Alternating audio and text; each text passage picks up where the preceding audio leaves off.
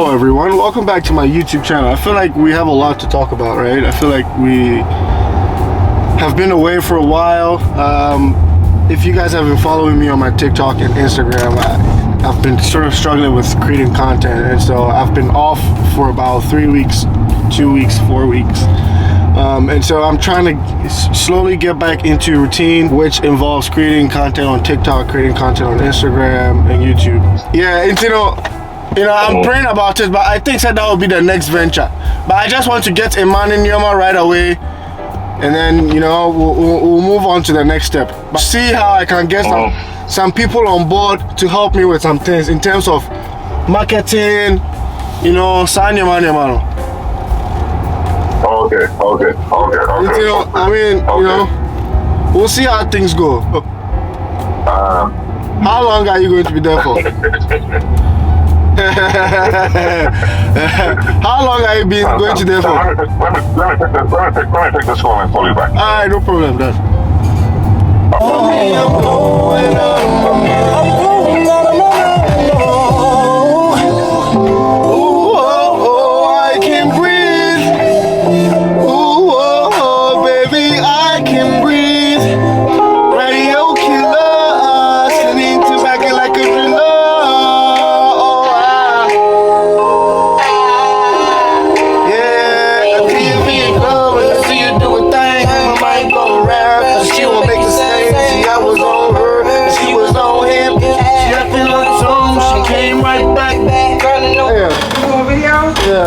Okay.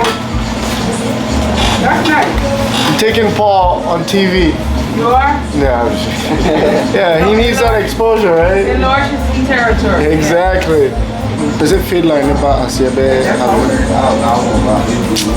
just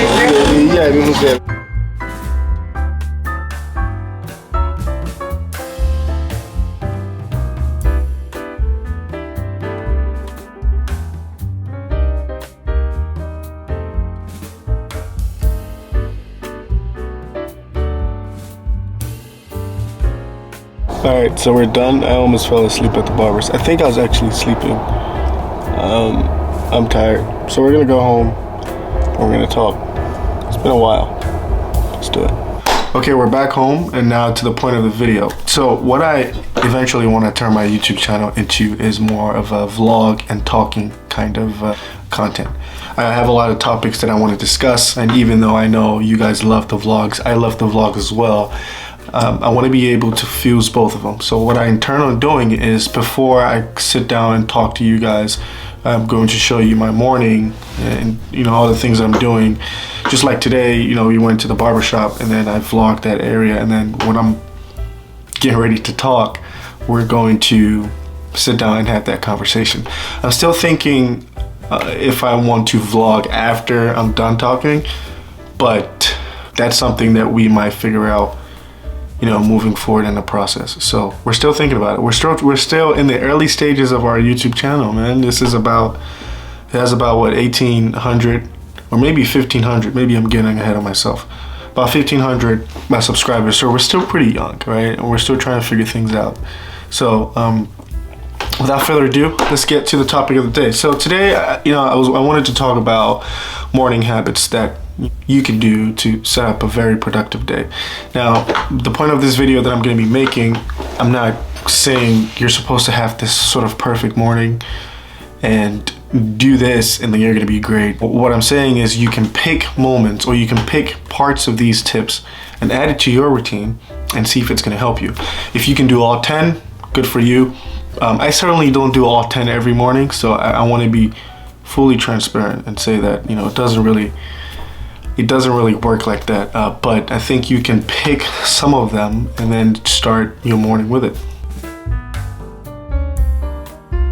Praying is the first thing that I try to do when I wake up. I'm saying trying because it's still a struggle. Before, I would wake up and then go on my knees and try to pray and everything, but now I just do it on the bed, because the first 5 minutes after waking up is very difficult to get off your bed. So I use that 5 minutes to sort of lay my head on the pillow and pray. I think prayer is very important. It's talking to God, thanking God that you're awake, because that's something that we usually take for granted. And so I pray, and setting the tone for the day, thanking God for being grateful that you're alive, and setting the tone for the rest of the day, right? So that's what I always say. Pray. I truly believe prayer works. And reading the Bible is very, very, it's not difficult, right? But it's also not like reading a regular book. Once you get in the Bible, it's very easy to stop reading it because you feel like you don't understand anything, right? It's not as easy as reading a regular romantic book or something, right? So I would recommend just getting a guide. I have the ODB app on iPad, on your iPhone, or you can use the Bible app. They have verses, they have plans that can help you out. But I believe the Bible has everything that you need to sort of figure things out. Anxiety, depression, stuff like that. That's what I believe in. And so I do it, and I'm still not really consistent with it, to be honest with you. I wake up some days, I don't read my Bible, especially if I take my phone first. I'm not going to read my Bible. And so it's something I'm still struggling with. I'm going to be honest with you. One thing that I do is, before I go to bed, I put my phone away from my bed. Before, I used to charge my phone on my nightstand, and my alarm was on my phone. And so every time my alarm went off, the first thing that I had to pick up was my phone, because I have to turn off the alarm. And when I do that, I end up just scrolling on my phone, which I have found out that it creates a lot of anxiety for me, especially because majority of the things I do is social media. Even my company, Duco & Co., we still have social media. Even if I was off my socials, Duco & Co. has socials that I still gotta check. And so I feel like social media early in the morning, it's not a great way to start the day. Depending on who you are as a person, for me, it doesn't work. And so I put it away from my bed. I put it on my desk. I have an alarm right next to my nightstand, which actually goes off at 5:30. Instead of going on my phone to turn off the alarm, I actually turn off the actual alarm clock, right? And so waking up, that first 5 minutes, first 10 minutes that I'm still sort of basically sleeping, I'm not going to get off my bed and go get my phone unless I'm really eager to figure something out. You know what I'm saying? And so I think it's very important. Social media tends to have this sort of high level of, I wouldn't say stress, but depending on what you use for social media for. But, early in the morning, just going on your phone, just trying to see what people are posting, it's tough. And I think, I'm going to speak for myself and say that I struggle with that a lot. And so, once I started putting my phone away from my bed, it really helped me. I read a book called Atomic Habits that said if you wanted to break habits, you have to start by breaking some patterns. And then so one of the habits that I wanted to stop was going on social media first thing in the morning. And so if I wanted to stop going on social media first thing in the morning, that means I need to stop myself from picking my phone. And if I need to stop myself from picking my phone, that means I need to put my phone somewhere that I can't really just reach for it, which is away from my bed, if you understand what I'm saying. So it's breaking patterns to break the habits. So you put it away from your desk, however you are. I know some people that literally put their phone in another room. I think that's helped me a lot. Now, this is really controversial because, again, not everyone has all the time in the world to meditate.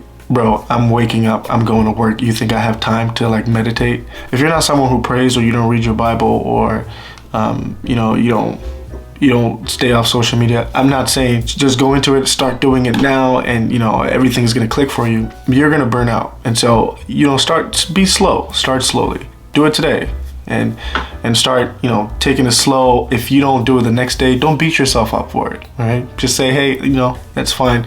I'll do it the next day. Again, you have to be graceful to yourself. You know what I'm saying? And so I started meditation about a week, 2 weeks ago. I was telling my brother about it. It's really interesting because it forces you to sit by yourself, right? And not actually paying attention to your thoughts. You're paying attention to nothing except your breath. That's very, very difficult to do.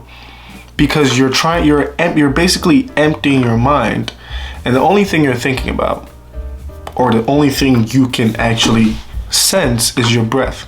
And it's a very, very powerful tool. I think people also call it mindfulness, and it's very, very, very, very powerful. I've tried it. I'm still on and off. I'm coming to you as an imperfect being, but I think that it has helped me a lot because it gives you the power to sort of, again, all the anxiety and the stress, sometimes waking up with all that stuff that the world brings on us. Meditation is very powerful. Again, it empties your mind and helps you focus on your breath. I think it has helped me, and I'm still trying to be consistent with it. One thing that I gotta change, I'm looking at this screen right now, something's bothering me. I'm covering my plant. That's supposed to be the nicest part of my room. If I sit like this, I'm covering the plant. And I don't want to do that. So maybe we should put the plant here, right? Let's do that.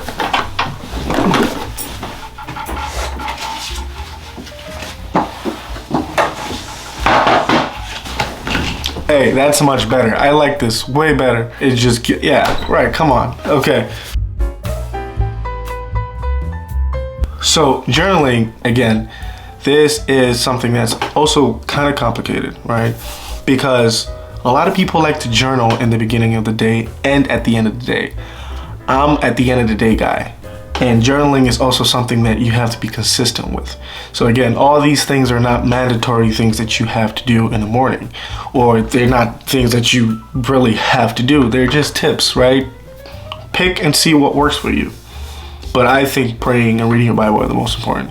And a lot of people wake up in the morning and they're journals that help and say, hey, what are you grateful for today? How do you intend on starting your day? What do you plan on doing today, right? And journaling is a way of sort of putting those thoughts down. I've tried journaling in the beginning of the day. It helps, again, because it helps you be intentional with life. And I'm a journaling at the end of the day kind of guy. How was your day? My day was great. I did this. I wish I could do this, but blah, blah, blah. And it helps you pour down those thoughts, right? But in the morning too, it helps. And I believe there are a lot of journals that help you start your day right. And even if you don't have a journal, you can just go in a notebook and really write things you want to do, right? I believe setting down goals for the day. I believe writing stuff you're grateful for. All those things are journaling. And I believe it helps. Truly, I truly do. What I do before I go to bed is I have, what they call it, flask. It's about 40 ounces. I fill my water bottle before I go to bed. And then before I go to bed, I drink just like a little bit. Just to make sure that I'm not going to bed with a dry throat or mouth. And usually when I wake up, I just take a couple of sips. I don't have a superficial, or I don't have like an insane reason why I do it. But I think getting hydrated in the morning is very important, right? And it helps me, right? I also work out in the morning, so tend to not take pre-workout. I don't. I just don't for health purposes. So I drink water. Maybe I can come back to you with all the scientific reasons. But again, this is a video where I'm sitting and talking to you as friends. So I'm not a doctor. I don't want to come off as I know what I'm talking about, so listen to me. No, I'm just saying I drink water. I think you should do that as well. And water doesn't hurt, right? It's water. Unless you don't like water, then we gotta have a conversation. If you don't like water, I have incredibly bad hips. I think it's because after I've had 3 knee procedures, and I think being under the knife just really messes up your entire gait and everything. And so I truly do believe that that's what caused it, but I have incredibly tight hips. So again, you can go on YouTube and find a couple of stretches. I try to stretch about just 5 minutes. Even when I'm sitting down, I do a couple of stretches, especially with my hips. I try to, get those stretches out and make sure that I am not as tight. But because I work out in the morning, after working out, I just stretch in the gym and I come back home. Because if I tell myself that I'm going to stretch when I come home, I am not going to do it. I won't do it. But one thing I've also realized is if you have some time in your day or in your morning, reading a book is insane. It's ridiculous because I've tried reading in the morning and it's one of the best things I've ever done. But this is what works for me. And so sometimes I read in the morning and I say, wow, this is crazy, because especially if you're reading a good book with the birds chirping and the sun coming up, the atmosphere is just a perfect atmosphere for reading. I'll pick that over social media every single day. Still something I'm working on. I don't know why this is a controversial topic, but I talked about making your bed on TikTok, and a lot of people told me that, like, why would I make my bed if I'm going to mess it up later? Don't you feel a little annoyed coming home to see your bed and your room messy? That's just me. That's just me. I think waking up in the morning and making your bed is really rewarding. But maybe I'm weird. Maybe I'm strange. But I think it really is. Try it. If you're someone who doesn't really make your bed, just try it. Make your bed. If you go to work, if you go to school, whatever. If you come back home and your bed is laid, I'm telling you, it's a great feeling. It's kind of like if you're going out and you don't know what to wear, and then you put a bunch of clothes on the bed, and then you end up going out, and then when you come back, everything's on the bed. It's frustrating. Whether you like it or not, it's frustrating. So I think it's a great, rewarding experience. Again, I'm not trying to make this deeper than what it is, but I really do believe in making your bed. Just wake up in the morning. As soon as you're off the bed, make it. It takes what, 2 minutes? Not even 2 minutes. Especially if, like, 1 minute. But making your bed is really not that complicated. I truly believe it. I know a lot of people are going through stuff. I can't say that I know where they are or I understand what they're going through. I certainly don't. But I've also gone through my fair share of problems. People that are really close to me kind of know that. And waking up every day is really difficult because you don't have any sense of purpose or anything that you feel like you want to do. And so I want you to remind yourself that. I want you to remember that you're going to be okay. Things are different. Things are weird. Things are strange. But you're going to be fine, you know? And I want you to remind yourself every time that you wake up. It doesn't have to be the first thing you do when you wake up. But know that you're here for a reason. People love you. People want to see you. And people adore who you are as a person. You're needed in this world. And you have to remind yourself that. You need to know that. If you don't know that, I'm telling you that, you know? And so that's something that you need to know. I totally get it. Most of the time, a lot of people don't think that there are other people in this world that go through sort of the same problems that they do. But trust me, you're not alone. A lot of people have the same thoughts, same problems. People are going through worse. But the fact that people are going through worse doesn't make what you're going through not bad enough. It's valid. Your feelings are valid. And if you can't remind yourself that, I want you to clip this part of the video and play it back and forth. That you're fine. Everything's fine. You're doing well. I know things are not working how they're supposed to be right now, but it will eventually get better. All right? And I'm really happy that I was able to come back to YouTube. Again, I took a long time off, just trying to figure things out, man. But I think I figured out what I want to do with this YouTube. I think before I was trying to fuse what I do on TikTok and Instagram and just make this a vlog sort of channel. But I'm not a vlog channel. You know, I can't be just a vlogging channel. I feel like I have a lot of topics that I want to talk about. Don't get me wrong, we're still gonna do vlogs. Again, thank you so much for watching. Don't forget to subscribe, please. Turn on post notifications. I think that's what it's called. And let's grow. I'm really excited to be back, and I'm really excited to be making videos again. And you can't stop me. The only person that can really stop me is myself at this point. So thank you, and I really appreciate you for watching. Goodbye.